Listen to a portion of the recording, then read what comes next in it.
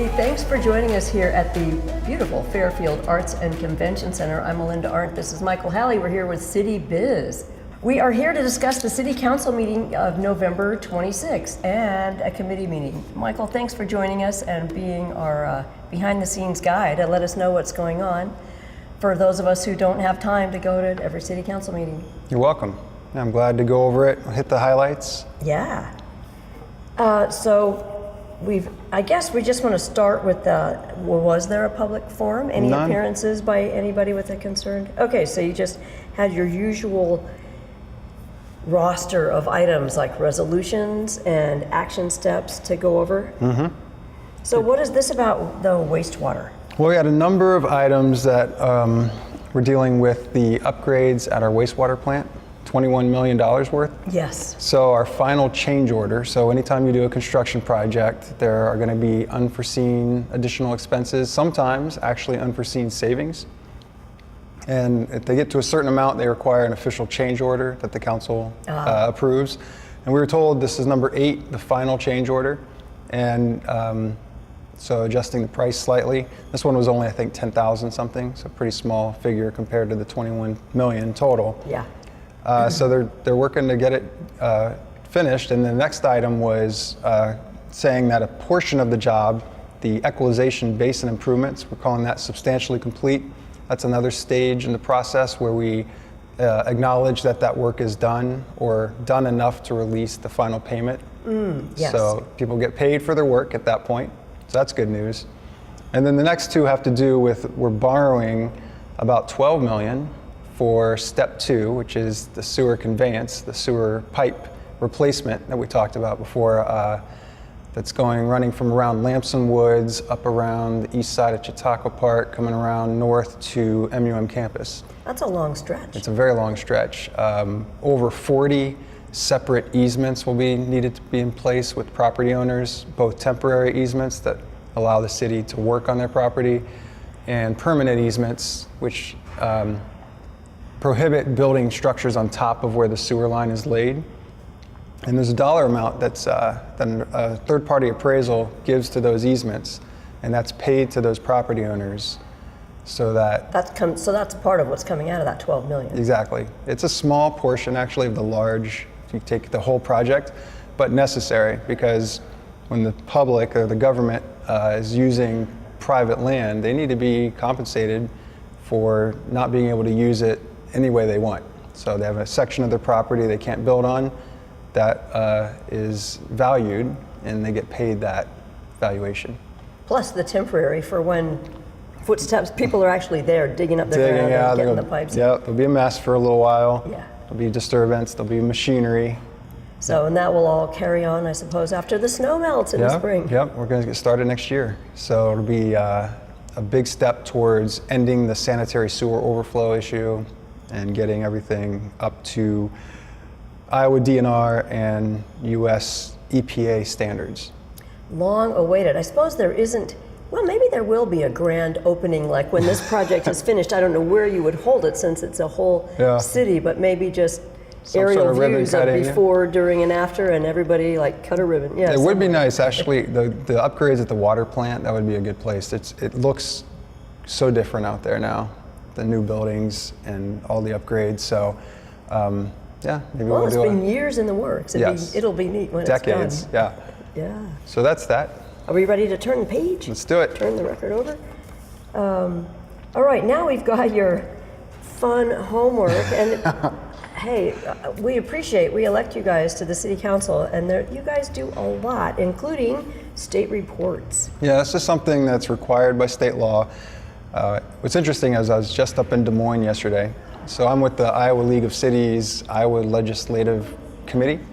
And so the League of Cities works on behalf of cities with the state legislature, because the state has the power to mandate all sorts of things that cities have to do. And cities want to be able to speak up. Yeah, we want to be able to speak up and let them know that some of those mandates are difficult, especially when they cut our funding and such. So these aren't those kind. These are just reports that are necessary. So we talk about tax increment finance as a tool that cities use to promote development, but by not burdening the general property taxpayers, but only the property that's actually making the improvement. So you capture an urban renewal district around where the improvement's going to be made. You capture that tax increment for a period of time, up to 20 years max, that funds improvements to that area. So we're going to talk about Court Street here in a little while, later in the agenda, and that was done through the TIF. So it was paid for by the improvements made to the adjacent area. So you have to give a report of all those TIF districts. The city's successfully utilized this many times. We have a few that are need to be closed out because they're complete from years past. So that's part of that report. They also make us show a finance report, so we show them the budget and then what really happened. So there's always a little bit of room between your proposed budget for the year and then what actually happened. We show them that. And then we approved internally a capital improvement plan. So this is something that the city's wanting to get more serious about, which is having a 1 to 5 year plan for capital improvements, including everything from street and sidewalk upgrades to purchase of major equipment that the city needs. So anything like that, and then you tie the expenditure to a revenue source. So is it coming out of a certain department's budget? Are we going to try to pull it from local option sales tax revenue, et cetera? And this is just part of sound fiscal policy. You've got to make sure you can afford what you need, and then you project the needs moving forward so that you know what your upcoming expenses are going to be as much as possible. Who sees these reports? There must be a... So the first two, the tax increment financing and the annual report, go to the state, probably auditor's office, I'm imagining. Okay. Yeah, it's money stuff. And then the capital improvement, I believe, was just for us internally. I'm not sure if they require it or not, but we require it. Yep, I mean, we need to know where we're going and what we're doing. Yep. So an example, I'm going to jump to the next one, is great improvement out at the airport. So there's more, there are more private jets now than before that use our runway, and they rent hangar space out at the airport, and they need additional taxiing space for pulling the jets into the hangars. So you need basically a room for coming down the runway and then turning around and getting back into the hangar. And so there are two funding sources for the airport work, federal and state. And I'm going to try to remember these numbers. I believe Bob Lyons, the manager out there, said it's federal is 90% federal funded, and the city only needs to pay 10%. And state, I believe it's 85% state funded and 15% city. So still not too bad. Either way, yeah, it's a good deal. And so this improvement, this taxing service, which we approved a professional service agreement with a company called CMT to the phase 2 of this, will be funded that way. So it's in the budget for the airport, but this is the kind of thing that each department needs to budget for so that they know what upgrades they're going to make in what years. Oh, okay. So this may not get done for a little while, but the planning is there. Well, this actually, they did budget for it, and we're actually in an agreement now with the company to do the work. That's going to actually do the work. Yep. So probably not till spring, because it's going to involve concrete. Yeah. You imagine. Yeah. Wowie's out. And then we've got another third-party appraisal of property here. Yeah, we talked about this last time, and this is for one of those easements for the waterworks. So it's again, project. step 2, a particular property owner stopped negotiating with the city in terms of the value for the temporary and permanent easements on their property. And when they stop negotiating, the city then has to turn to the courts and utilize eminent domain. And that's kind of considered, I don't want to say a dirty word, but it's, most people think of it as a land grab or taking something without paying for it, but that's not the case. The court will just dictate the fair market value of those easements. So this is hiring this appraisal company, Iowa Appraisal and Research Corporation from Des Moines, to appraise this one in a kind of a special way, maybe a little bit more detailed appraisal that we'll take to the courts, and then the court will dictate what's owed to the property owner. Again, it's a a project that's for the public good. We have to upgrade our sewer line by state and federal law. We have to. And so we can't let one property owner who's walked away from the negotiating table hold up the whole project. So eminent domain is utilized as a resource or an It's kind of a last resort, but if you have to use it, you have to use it. Exactly, but they'll probably get the same as what was offered that they walked away from. So it just makes the process a little more involved, but in the end, they'll get what's fair market value for those easements. Okay, so that was the, in terms of, it says consideration of engagement letter, Yeah. so meaning, yes, we're going to sign up and have you guys do the appraisal. Exactly. All right, and then what do we have after that? Yield sign. Yield at sign. Lincoln and Court. So actually the city has to establish all the traffic control signs in our code, or not in our code, by resolution. So it has to be marked that we said we're going to put a sign somewhere. So uncontrolled intersections are dangerous. That would be an intersection with no signage whatsoever. So And those do exist. there are a couple of places I can think of where they still exist, and we're trying to take care of those, so that at least a yield sign from one direction. So traffic coming from a certain direction will yield. So in this case, this was Court Street, the new addition to South Court that runs north of Lincoln Avenue. So this is out at the Neighborhood Builders.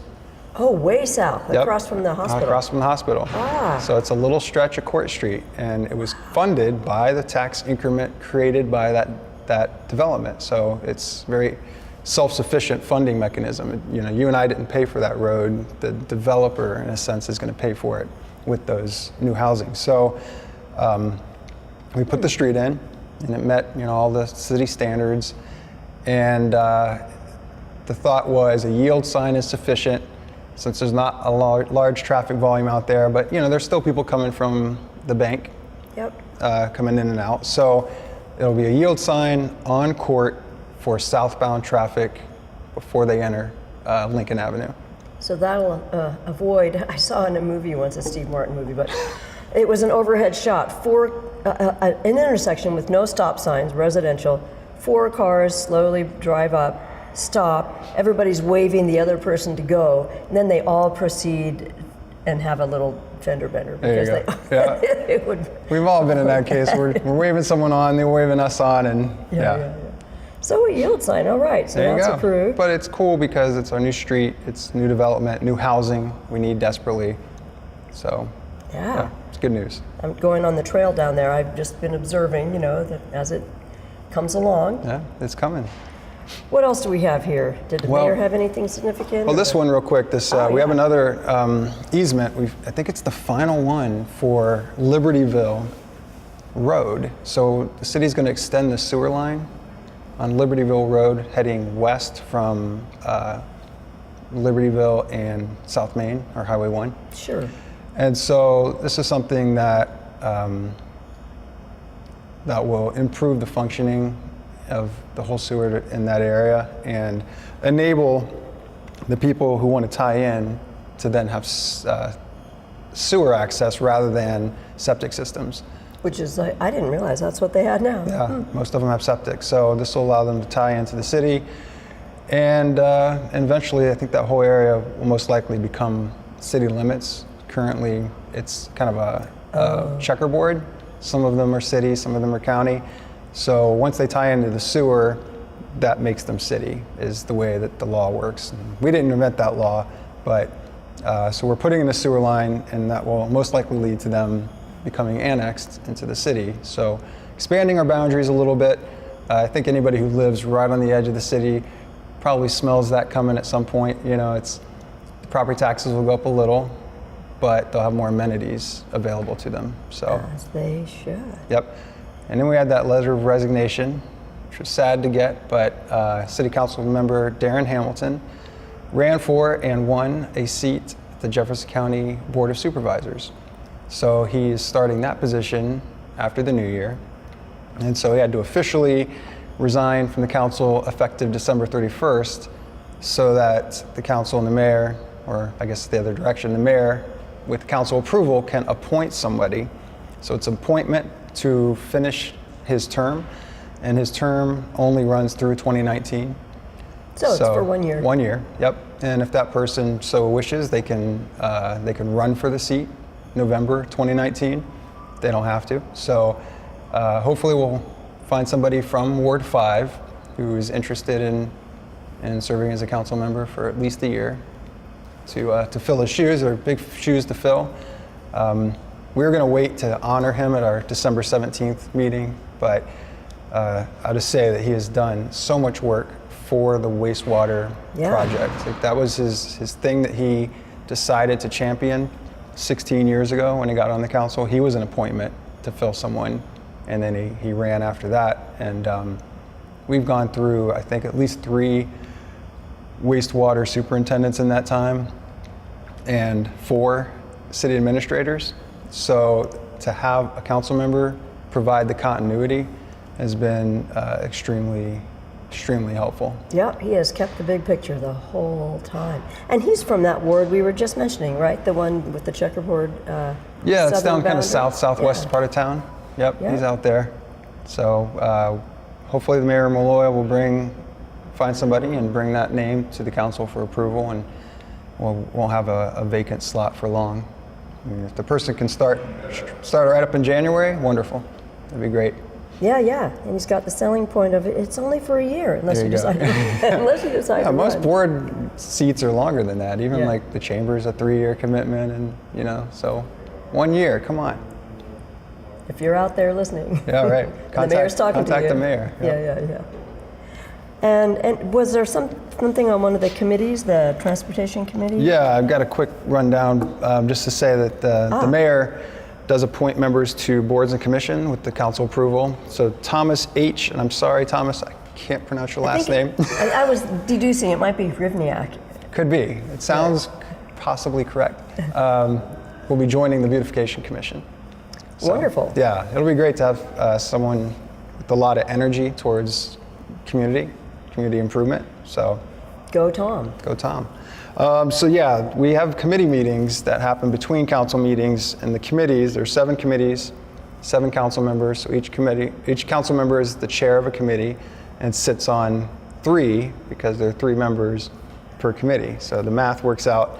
I'm the chair of the Public Safety and Transportation Committee. We are the busiest committee. I'm not going to sugarcoat it. We're the busiest one. I took one for the team. I told Ed Malloy that I would chair that committee starting this year, and we've met a lot. So we do anything that has to do with streets and sidewalks and public safety in general. So we're busy. Here are some of the things we discussed and we'll be addressing. Yeah. So Traffic's Device asked for a new street light out on Jackson Avenue because they have more shifts now. Some of the shifts start and end when it's dark, and there are people walking and driving, and so we felt like that's a public safety issue. So we said, all right, we'll get a street light. That'll come to the council at the next meeting as a resolution. We have a resident over at Fairview Drive where people are now using that road to access Pence Elementary for pickup and drop off, and things are getting kind of crowded. So they were trying to look at, should we do no parking? We said, all right, you're one person in that neighborhood. Talk to your neighbors, build some consensus, and come back with us with a neighborhood request rather than an individual request. We had an individual who's a bicycle fanatic. I shouldn't say fanatic, enthusiast. There you go, aficionado. Yeah, there you bike go. rider. Okay. So he is working with a group that has a model bicycle ordinance for Iowan cities. It's not just to improve the safety for the cyclists, but for the drivers as well, for everyone. And he looked at our existing ordinance and decided, well, maybe we could amend that to bring it in line with this. We talked about it and decided to have him meet with the Jefferson County Trails Council because they have interest in this as well, and just more brains, in a sense, more people who are bike enthusiasts looking at it, the better, and then they can bring recommendations back to committee and we'll consider amending our code. So this, I know a number of people who like to bike. So he's on a statewide. Well, he's with some group or in communication with some group that has a model code. He felt that we could either adopt it, but then when he saw our code, he realized we were already covered a bunch of the things in there. And so maybe amend it, bring it up to date. Some interesting things. We'll talk about some of them because for example, I'm going to use one. A lot of times, someone on a bike or even a motorcycle can pull up to a weighted stoplight and it won't trigger it to change.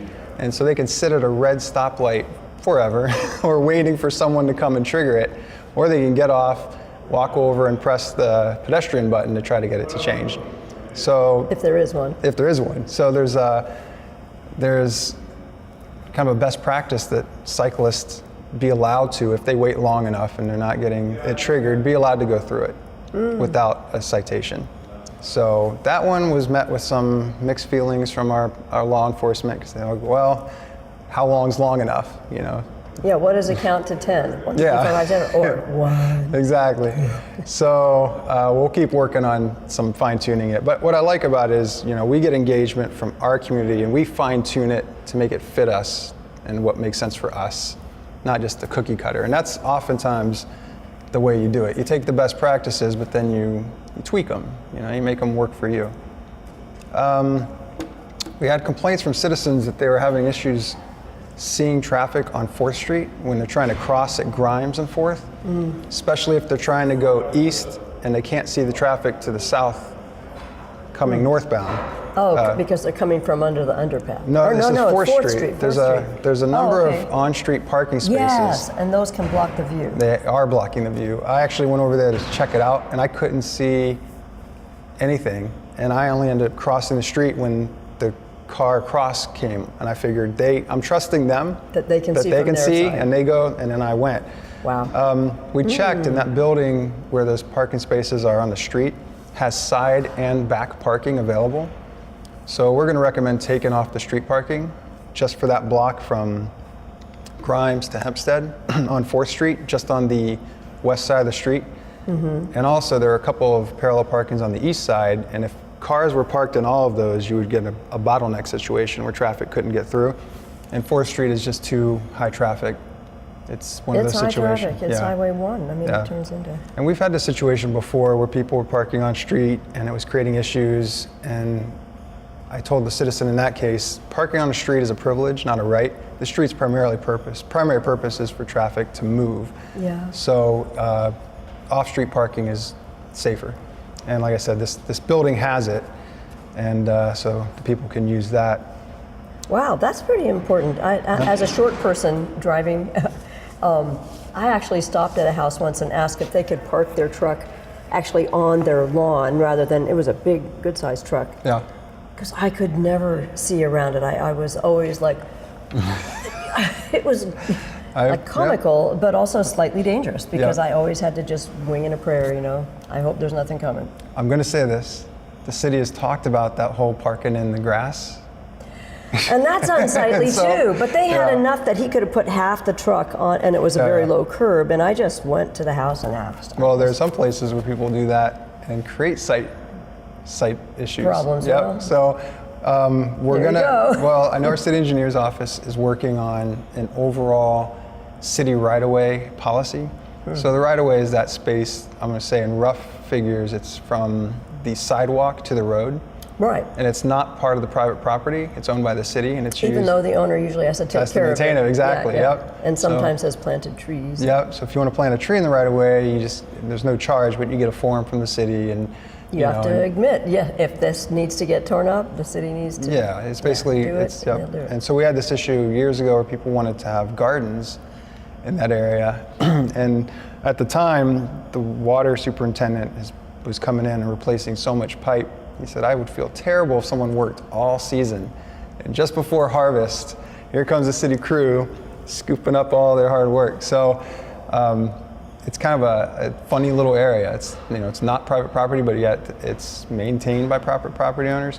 So well, that will be an interesting one for your committee. Like, what constitutes hazardous vision or lack of being able to see, and what constitutes like, hey, you're parking on the city basically median. Well, right-of-way. Luckily, there are safety standards, federal safety standards and state safety standards that we can apply for how far from an intersection they should be. So that's what we'll use. We won't just make it up, but yeah. And the last thing, if you want to talk about this one real quick, is every year. The library report. An annual report from our library Rebecca director. Johnson works very hard on that. Yes, it's very detailed. So it goes over not just their budget, which they're very fiscally responsible with, but also the programs they offer and the usage. And their programs went from 1,200 to about 15, almost 1,600 last year. So they're offering more for the public. And the library, it's like the Park and Rec department. They're considered non-essential services. That's what they're called. I didn't make that up. I know they are called because if they went away, no one would die. No right? one would die. Even though people, users of the library feel like it's essential. Exactly. They are, but they're so important to the standard of living in any community. Yes. Because when you take those things away, it's huge, because there are people who don't have their own computers who can come in and get on the internet. That has gone way up. And people can just bring in a laptop and get on the Wi-Fi and work that way. All the movies and DVDs and books and audio tapes and music people can rent for free, because that's a public service that we offer. Yes. Those are big things. Even just a place to go and spend time together. I used to take my kids there and we'd play, we do the puppets and we do all those wonderful things at the children's area. It's like, there you go. And the same with the recreation center. Even though there's a fee to use that, they've got it down to, a free after school program for kids, and they've got $1 to get in to walk around the track. And so, just offering these kind of things, they're hugely important. So when I say that non-essential, I say it because that's the term that's used, but in a sense, what would your community be without those things? And So hard to imagine. How'd the library report go over, or anything? Went over great. In there? We're all very proud of the work that's being done there, and when we hear that they're expanding their offerings, that's exactly what we want to hear. And it's the same. I just, don't want to take away the thunder from the library, but the rec center is doing the same thing. They're expanding the offerings to the public. That's what we want. We want it to be fully utilized. Yeah, and I think at the library there are specialized search databases you can use if you go there, and they can, the library has the contract that has set those up. Mm-hmm. There's all kinds of services that we don't even know about or use unless you go in and ask. Yeah, you can find grants. For your library. Yep, and they're going to be redoing their website. So the website, it's been around for a while, it's a little static. They want to redo it, and they want to highlight these programs more. Cool. I hope they have a good website person who will So that's going take that on. It's going to be great. So good job, library. Yay. That's it. That's all I got. That's it. So we end on a point of knowledge. The library. Library is full of all kinds of information and knowledge. I will shamelessly give a plug for the library. Library's the best. Bibliographic pleasure palaces. That's my turn. Thanks for joining us here on CityBiz.